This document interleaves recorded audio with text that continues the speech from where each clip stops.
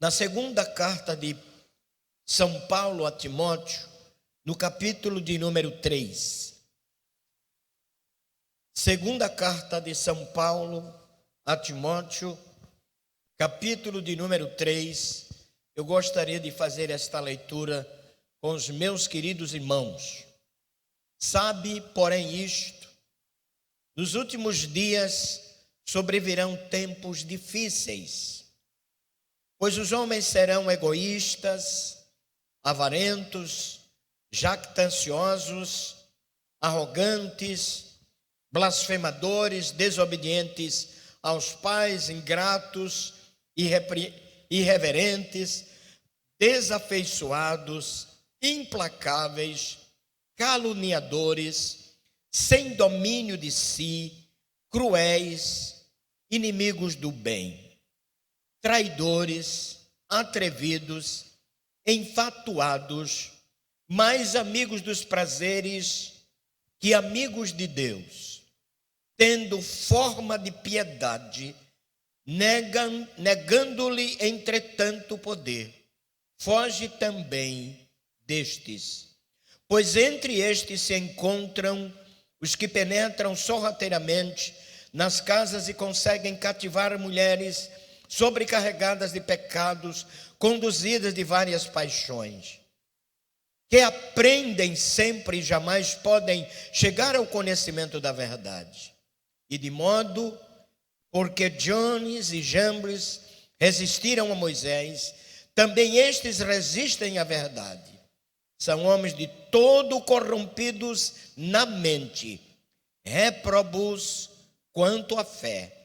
Eles, todavia, não irão avante, porque a sua insensatez será a todos evidente, como também aconteceu a daqueles que Deus nos abençoe. Eu quero lhes falar sobre desafios de viver em integridade. Nós estamos num culto de jovens e é bom que a gente faça um ligeiro comentário acerca disto. Vou repetir: desafios a viver em integridade numa geração hedonista. Este século, meus amados irmãos, tem se caracterizado como o século das grandes conquistas e a gente anda realmente de olhos abertos a tudo isto. O mundo hoje é um painel virtual, quase tudo está na ponta dos nossos dedos. A gente olha hoje principalmente para a juventude e esta busca numa velocidade tremenda em tudo aquilo que os nossos aparelhos eletrônicos nos dão de fato esta habilidade, vão à procura de coisas novas, estas que são de fato o elemento ou os elementos das conquistas de hoje. A distância hoje é resumida em milésimos de segundos, sempre obedecendo nossa imaginação. Todos vocês, como jovens, têm um celular, e principalmente aqueles mais velozes, e sabem que esta é a grande realidade do momento. A gente vai buscando toda hora informações. Eu estava hoje, há poucos instantes, viajando com um pastor, e ele me disse o seguinte: eu estou muito preocupado com os meus filhos, porque toda hora eles estão com um telefone na mão, às vezes até de madrugada, procurando algumas informações. E às vezes eles ou riem demais, ou então estão de fato lá com um caderno para anotar determinadas coisas que estão acontecendo instantaneamente. Isto quer dizer que o mundo hoje é um painel virtual.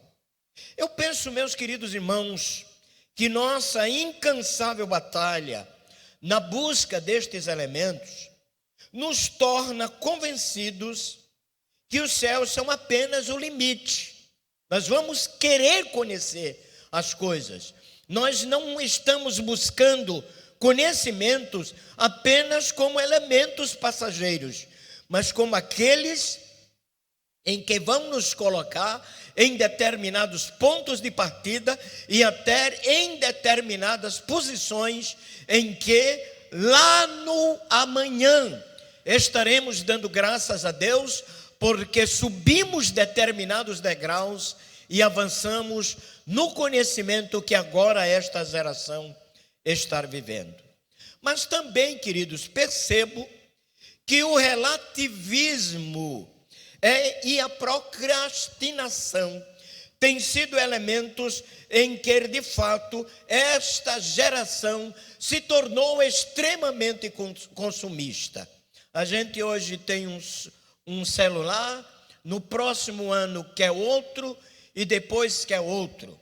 Eu me lembro que o primeiro televisor que eu comprei, já como casado, ele tinha uma largura imensa atrás e um peso enorme. Para que a imagem chegasse, gastava alguns minutos. E aquele aparelho teria que esquentar até, na verdade, haver nitidez na imagem. Hoje, a gente tem um controle, aciona um controle imediatamente. A mais pura imagem chega diante dos nossos olhos e cada vez mais isto vai se aperfeiçoando. Sabe o que quer isto dizer? É que, de alguma maneira, nós estamos procurando o melhor, aquilo que nos acomoda a satisfazer de fato toda a nossa busca por aquelas coisas que de fato nos satisfazem. Mas a pergunta que lhes faço nesta noite, conforme a leitura da palavra de Deus, será que esta é a nossa realidade? É a nossa realidade de ordem social, mas a nossa realidade de ordem espiritual está muito longe daquilo que se nos oferece a cada instante como proposta de vivência, porque nós estamos nos aproximando, meus amados irmãos, no fim do século de número 21, e é claro que todas as coisas em que a gente percebe, sem dúvida alguma, é elemento de satisfação. Mas eu lhes digo que não precisamos ainda de poderosas lentes para enxergar que a insensibilidade está se hospedando no coração das pessoas. Deus está em todos os lugares, mas a sensatez, a necessidade, a vivência das coisas espirituais, bem parece até que estar tomando outra proporção e indo noutra direção, e estar havendo uma certa insensibilidade espiritual. Servir a Deus, às vezes sem qualquer sentimento de satisfação interior, tem sido o desafio desta geração em que se senta nestes bancos hoje à noite. O que fazer? Quando eu li a palavra de Deus, eu vi logo que Paulo começou a fazer uma advertência ao seu querido filho Timóteo na fé, dizendo: sabe, porém, isto, que nos últimos dias virão tempos trabalhosos ou difíceis. Para vocês, como jovens, para mim hoje, que já entrei na área do envelhecimento, é muito difícil a gente não estar diante de grandes desafios. Esta geração, queridos, estar vivendo o grande desafio de ter um coração que fala de Deus, mas não sente muito alguma coisa lá dentro se movendo. O que fazer? Eu tenho algumas propostas que eu coloquei aqui na minha pesquisa desse texto. É que não podemos absolutamente esquecer que a única evidência que jamais devemos esquecer neste momento é que somos transparentes diante de Deus e não vamos de maneira nenhuma esconder qualquer sentimento que está permeando o nosso coração. a gente tem desejo por tudo. Eu me lembro que um dia aqui no Parque do Povo, eu estava diante do meu televisor, numa época de São João, e as câmeras da TV Globo estavam lá rodando no meio do povo e uma vez por outra paravam. Qual foi a minha surpresa? É que a primeira vez que a câmera parou, enquanto eu estava na sala, ela parou exatamente num irmãozinho que frequenta aqui o culto. O que era que ele estava fazendo? Dançando forró. E daí? Ele aproveitou exatamente o momento em que a cidade estava em festa e que a esposa, por não ter confissão a respeito de Jesus Cristo, ele disse: certamente eu vou lá, satisfaço a minha mulher, depois eu volto para a igreja e tudo está bem. Mas será que é esta a meta de Deus para o coração de pessoas mudadas, transformadas, compradas pelo sangue de Jesus, que têm uma experiência real com Ele, de novo nascimento? Mas as câmeras continuavam rodando. E por incrível que pareça, no mínimo 6 a 7 vezes, parava exatamente em cima daquele irmão.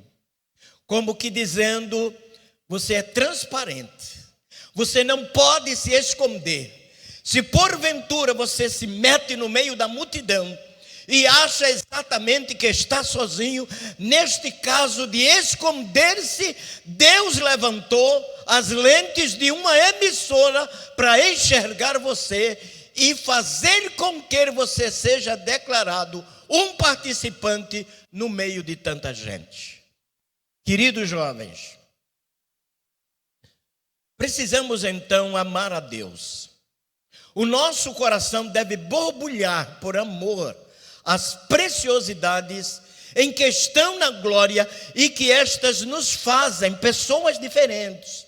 Aqueles que amam ao Senhor viverão, sem dúvida alguma, experiências que marcam suas vidas e lhes coloca no devido lugar de servos de Deus.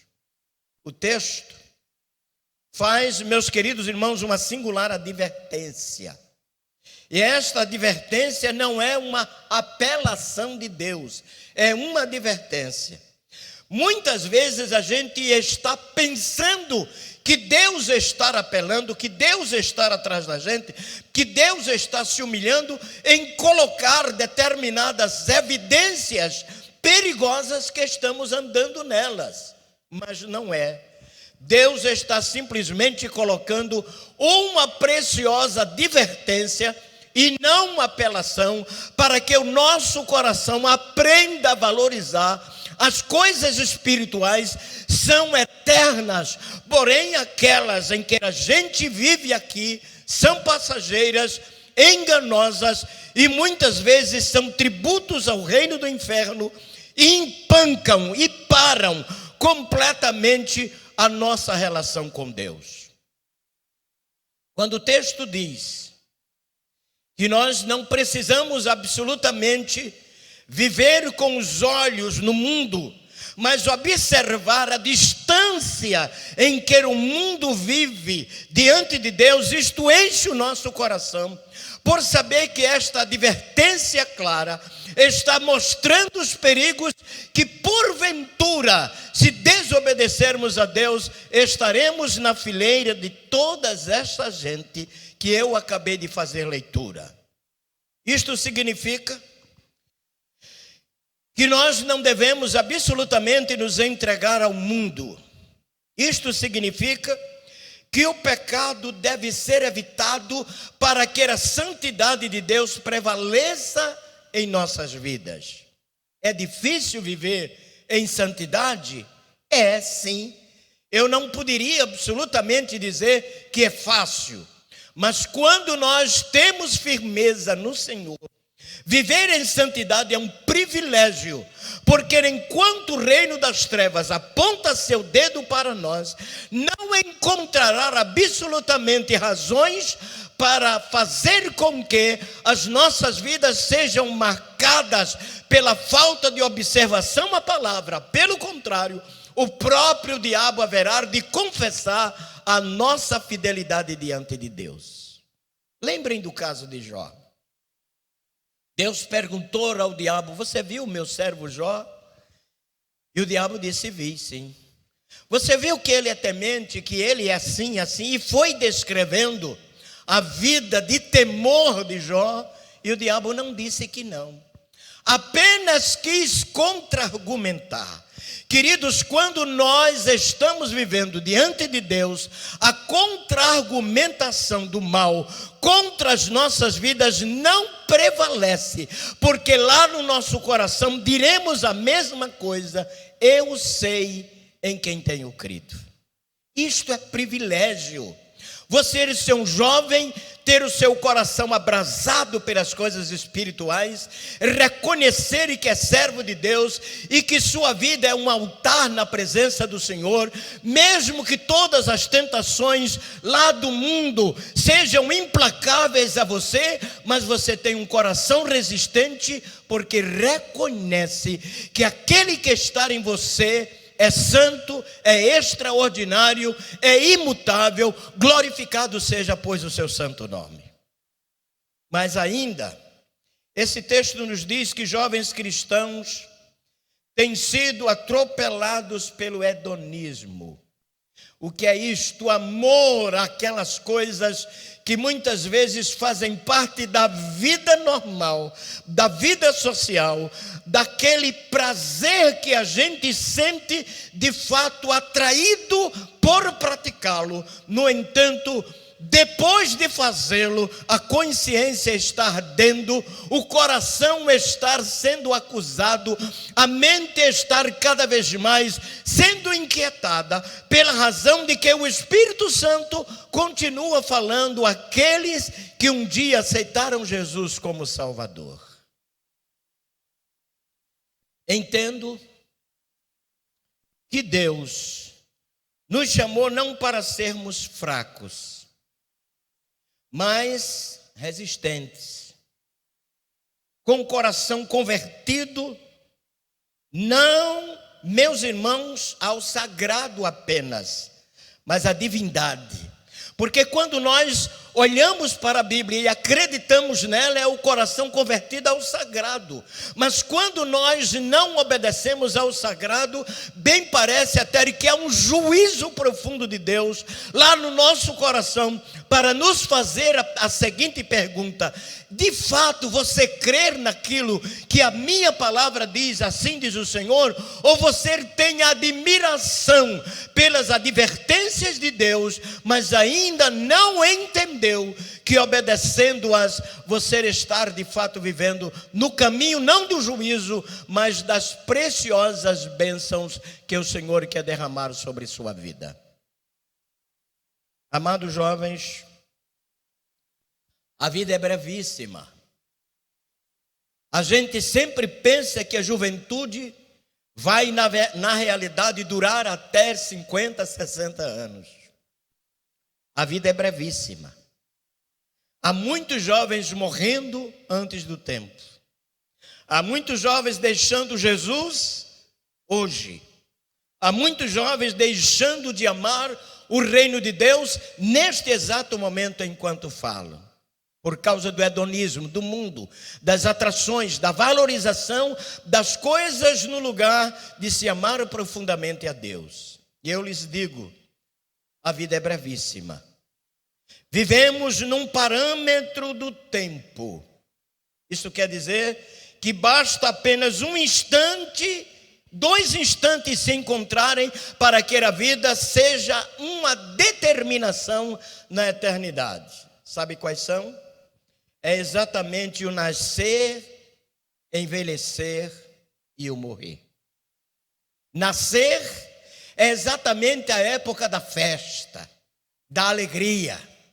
Estar crescendo é exatamente a época em que todos de fato estão desejando que alcancemos tudo aquilo que estamos a aspirar.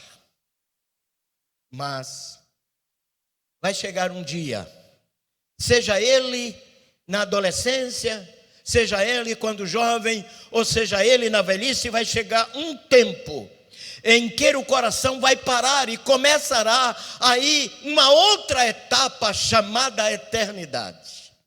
E se a gente não armazenou no coração aquilo que agradaria a Deus e que levaríamos isto para a eternidade, imagine como nos apresentaremos diante do Senhor. Não é porque você é jovem que o seu coração bate mais forte do que um velho no desejo de determinadas coisas. Não é porque você olha para este mundo e se encanta com ele, talvez até sente nos olhos o seu colorido, tudo aquilo que a história, que a vida, que o presente estaria de fato se colocando diante de você. Mas pense que o melhor colorido não era agora, onde o perfume cheira muito, onde um amigo dá aquele abraço caloroso, onde a gente exibe nas mãos um anel dizendo que somos doutores. Mas lembre tão somente que quando a época da eternidade chega, tudo isto não tem nenhum significado. A gente alcança o alcandourado aqui, mas pode de fato se deparar com a palavra que Jesus disse ao rico: jovem, tudo que você alcançou, para quem será quando você morrer?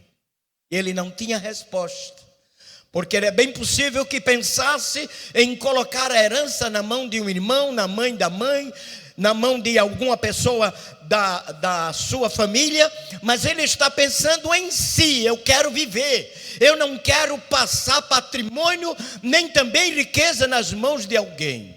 Mas quando você coloca a sua vida nas mãos de Deus, você é a pessoa mais rica deste mundo. Por quê? Porque a glória de Deus faz parte do seu coração, porque você tem um lugar lá nos céus em que ninguém vai tomar. Você recebe a honra que não existe absolutamente classe social que possa conferir. Desta forma, o que é que a palavra de Deus diz? Os homens são egoístas, avarentos, jactanciosos, arrogantes, blasfemadores, desobedientes, desafeiçoados, implacáveis, caluniadores. Há exatamente uma galeria de coisas em que são demonstradas e comentadas pelo apóstolo São Paulo com referência às aspirações que o mundo cada dia nos oferece. É o ciclo da vida e é o circo da mais profunda e mais cálida apresentação. Mas quando nós olhamos para o Senhor dizendo: jovens, eu vos escrevo porque sois fortes e já vencestes o maligno. Oh, glória a Deus por isto, porque nesta época tão implacavelmente difícil, existem aqueles que dizem: eu vou lutar pela minha vida espiritual, eu vou colocar o meu coração diante de Deus, eu quero vencer a batalha do tempo. 100 anos nossa igreja está fazendo.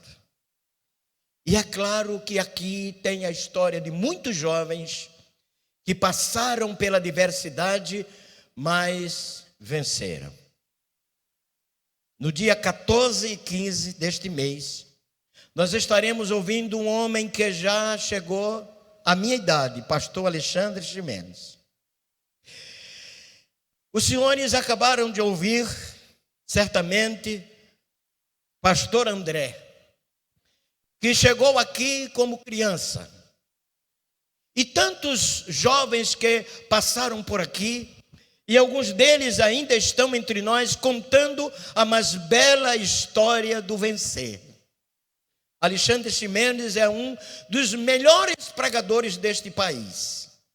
Passou exatamente por grandes desafios. E quem conheceu muito bem a história de Alexandre Ximenes sabe que ele teve uma luta muito grande, mas está aí, como ministro de Deus, pregando a palavra do Senhor, ganhando preciosas vidas para o reino de Deus, dizendo: o tempo não mudou absolutamente a história que Deus entregou para que eu pudesse vivê-la. O meu desejo é que você viva assim, é que o coração destes jovens que estão aqui possam de fato serem aqueles corações cujo estímulo, cujo sentimento e cada batida seja aquela em que você lute para agradar a Deus, porque a época em que nós estamos vivendo é realmente desafiadora. Como discípulos de Jesus, devemos lembrar que devemos seguir bem de perto o modelo e estilo de vida em que Jesus de fato pronunciou.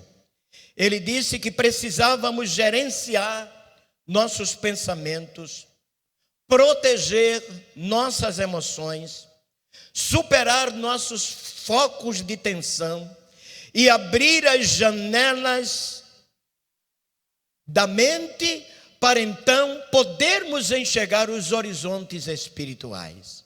Isto é significativo. Seguir de perto o modelo de vida do Senhor, gerenciar nossos pensamentos, proteger nossas emoções e superar nossos focos de tensão, bem como abrir as janelas da mente. Para quê? Para enxergar coisas boas. Hoje a gente enxerga tanta coisa ruim. Eu sou aquela pessoa que acordo muito cedo. Antes das 5 horas, eu já estou de pé. E muitas vezes eu ligo meu televisor, que a partir de 4 horas da manhã, no SBT, tem um repórter, e quando ele abre aquela janela e começa a falar de tudo aquilo em que ele gostaria de comunicar aos seus milhares de espectadores, logo de cara, você vai ver que as notícias são as mais escabrosas possíveis. Ele começa às 4 da manhã e termina às 7 da manhã, sempre e só falando de coisas ruins. Você suporta isto? Você, de alguma forma, ficou insensível a isto? A história nos diz, e certamente alguns aqui vão lembrar daquilo que eu quero fazer notícia agora. Num campeonato brasileiro, terminou o campeonato e uma torcida ficou extremamente revoltada porque o seu time perdeu. E eles invadiram o Maracanã. E começou então a pancadaria terrível. E o moço corria ao lado do alambrado e alguns outros corriam atrás dele com pau na mão e fizeram com que aquele moço desmaiasse ali, sendo escorraçado por aquele grupo que estava de fato olhando para o que caiu, simplesmente porque ele tinha a camisa do time adversário. A insensibilidade preferencialmente marcou o caminho de uma resolução e de uma definição e de uma atitude daquela gente que resolveu matar aquele rapaz. E a pergunta que fica é esta: alguns naquela hora lamentaram porque estavam nas suas casas. Alguns outros diziam assim: bem feito, para que ele foi para lá? E alguns outros diziam: lamento muito. O jovem certamente era apenas um torcedor, não era nem ninguém que havia dito uma só palavra como contra o time do adversário. Meus irmãos, vamos proteger as janelas da nossa mente, porque elas muitas vezes nos levam simplesmente à pior imagem. O melhor de tudo é abrir os olhos para as coisas de Deus, porque vocês são jovens, têm tempo para servir a Deus, para crescer na graça e no conhecimento. Vocês têm tempo para abrigar as melhores coisas no coração. Não se arvorem absolutamente do direito da juventude para viver aquilo que o mundo oferece. Lembrem-se de uma coisa: gerenciem cada dia os vossos pensamentos. Por fim, o nosso texto nos diz que nossas memórias são como grandes cidades, como bairros que se interligam. O que é que o texto está dizendo? É que quando nós olhamos para a prática de determinadas pessoas que estão devorando os melhores costumes sociais, a gente diz: onde é que eu vou ficar nisso? Qual será de fato a minha posição nisto? E o texto da palavra do Senhor diz assim: guarda o teu coração, guarda a tua mente, guarda os teus desejos, coloca-os nas mãos de Deus, deixa na realidade a tua alma ser servida pelas coisas espirituais. E lembra do Salmo 1: bem-aventurado é aquele em que não se assenta na roda dos escarnecedores, é aquele que não empresta o seu coração ao mal, ele simplesmente diz que o seu prazer é estar na lei do Senhor, e na sua lei medita de dia e de noite. Deus nos abençoe.